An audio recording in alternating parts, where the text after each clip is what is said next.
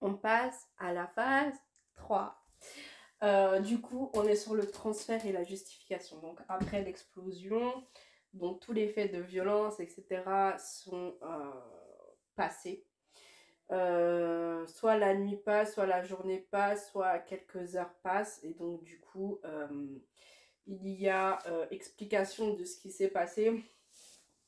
Tenez-vous bien, accrochez-vous à votre chaise parce que ces explications seront justement juste là pour vous retourner le cerveau.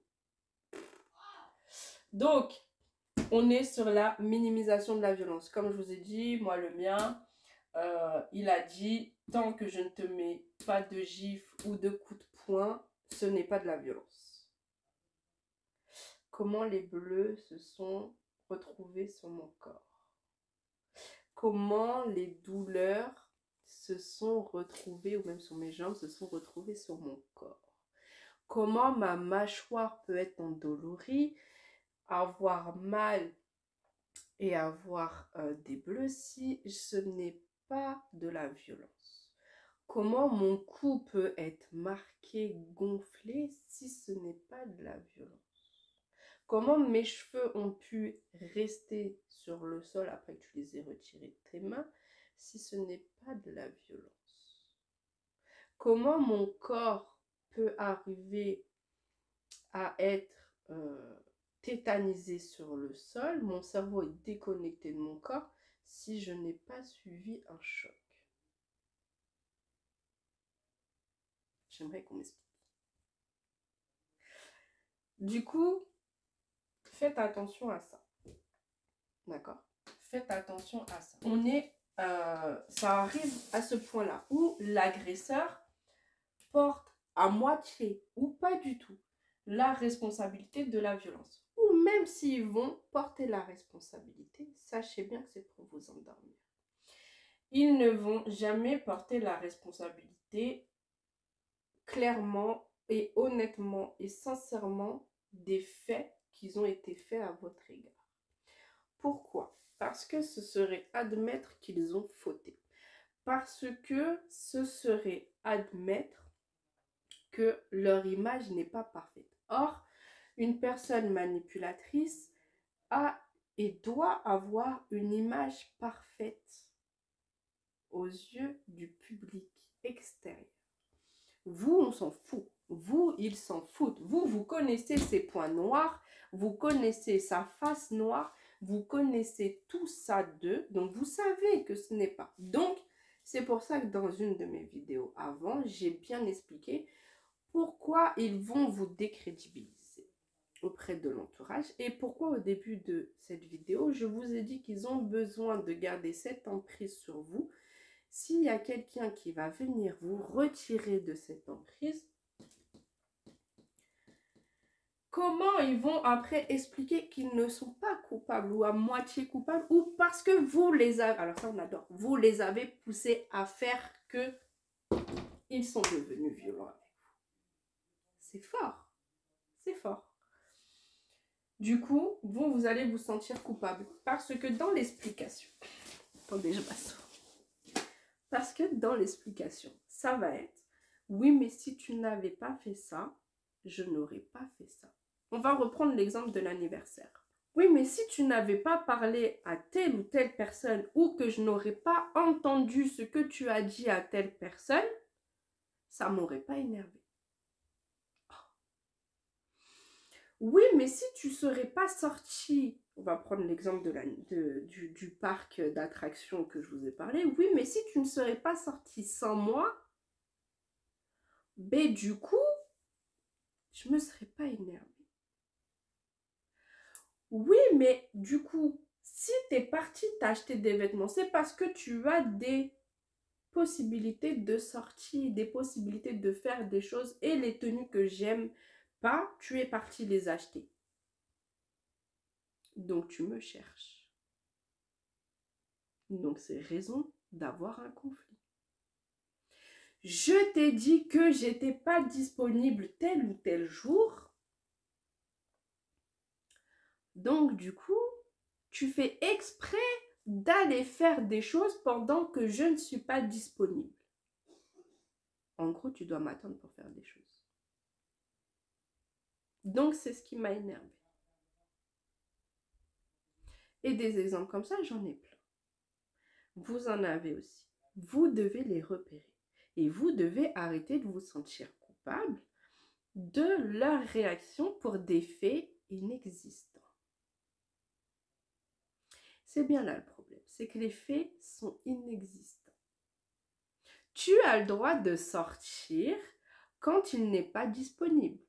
Tu as le droit d'aller acheter des vêtements même s'il ne les aime pas parce que c'est pour ton bien-être à toi. Tu as le droit d'aller t'amuser à l'anniversaire où vous êtes en plus tous les deux parce que c'est un anniversaire. C'est logique. Du coup, toi, tu vas te sentir coupable, donc du coup, parce que il va venir rejeter la faute sur toi. J'ai mis énormément de temps à comprendre ça. Parce que je me suis dit que c'est moi qui a causé cette chose-là. Donc, comme je vous ai dit, après les anniversaires, j'y allais pas. Les sorties, j'y allais pas. Ou sinon, je restais assise sur une chaise et juste je mettais un sourire sur mon visage. Où je dansais qu'avec mes enfants. Parce que même juste danser tout seul ferait que tu attires les regards, donc tu aguiches. Ça m'est arrivé. Tu aguiches, donc du coup, tu es fautif. Donc du coup, toi, tu vas faire quoi au fil du temps? C'est là qu'on dit qu'il y a l'emprise qui s'est déjà mise depuis le début et que tu ne le vois pas. Tu vas faire quoi? Ben, tu vas arrêter de faire toutes ces choses qui te font du bien. Donc tu ne vas plus penser pour ta personne, tu vas penser pour la personne. Et c'est là où l'emprise devient très dangereuse. Mais vraiment très dangereuse. Parce que après ça, tu vas avoir de la peine. Mais c'est même pas juste avoir de la peine. Hein. C'est question qu'après, tu vas douter de ta perception des choses. Parce qu'ils vont tellement venir te mettre dans l'oreille et dans le cerveau que si il s'est passé ces faits-là, s'il a mal agi avec toi, c'est parce que tu as mal agi en premier. Donc du coup, ils t'ont rendu. C'est pour ça que je vous ai dit que tout est dû avec eux. Tout est dû. Parce que si eux te donnent, il faut qu'automatiquement toi tu donnes. Si eux, ils ont décidé que tu leur dois, tu vas leur devoir. Même s'il n'y a rien d'acté. D'accord? Là, par exemple, je parle dans le comportement, je parle dans les habits, je parle dans le finance, je parle dans tout. Si eux, du coup, ils ont mis l'emprise sur toi, tu leur dois. Tu leur dois ton comportement, tu leur dois l'image que tu te donnes, tu leur dois l'image que tu leur donnes. Tu dois être la personne parfaite qui n'a rien qui peut lui être reproché par rapport à son image à lui. Si toi tu t'éclates un petit peu trop, etc., machin, tu t'enjailles, etc., et que il y a quelqu'un qui va venir lui faire une référence, ah, t'as vu, elle s'amuse bien et tout, machin, tu prends des retombées. Tu prends des retombées juste parce que tu t'es amusé. C'est juste un exemple parmi tant d'autres. Attention. Mais c'est pour que vous puissiez visualiser plus un peu comment ça sort de son contexte et comment ça emmène une exagération de la situation. Mais il y a plein d'exemples possibles. Du coup, ils vont trouver des excuses. Donc, comme je vous ai dit, c'est pas moi, j'ai pas fait exprès. Oh Seigneur. J'ai pas fait exprès. J'ai pas fait exprès d'écraser ta tête. J'ai pas fait exprès. J'ai pas fait exprès de te mettre au sol. Non. J'ai pas fait exprès de jeter les sièges des enfants en dehors de la voiture. Non. J'ai pas fait exprès de débrancher les câbles de la batterie pour pas que tu puisses prendre la voiture. Non, ça c'est débranché tout ça. J'ai pas fait exprès. La fuite des responsabilités. De la responsabilité. Non, la fuite des responsabilités du coup. Ça revient dans tout. Et la fuite des responsabilités complètes des faits. Ils ne vont jamais avouer. Jamais. Jamais. Même si vous avez des preuves, ils ne vont jamais avouer. C'est leur image qui prime. Il n'y aura que ça qui va primer. L'image. L'image, la personne parfaite, la personne qu'il faut blâmer. C'est eux la victime. Toi, t'es pas la victime. Dans leur histoire, t'es pas la victime. Dans leur histoire, t'es la personne qui a fait que tout ça arrive. Ils inversent les rôles. Mais ça, tu le comprendras après.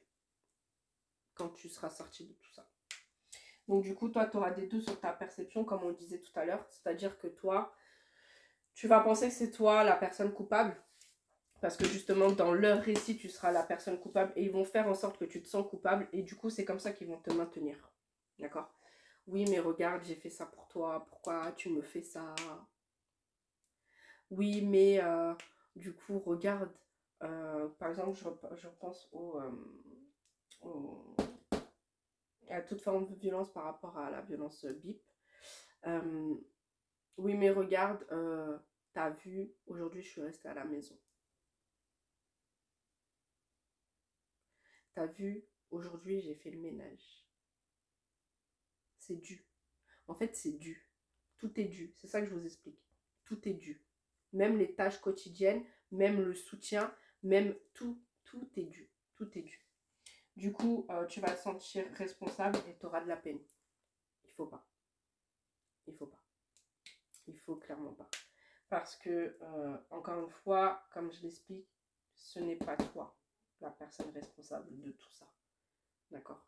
Tu es juste la personne qui est enfermée dans cette relation, qui est en train de te détruire.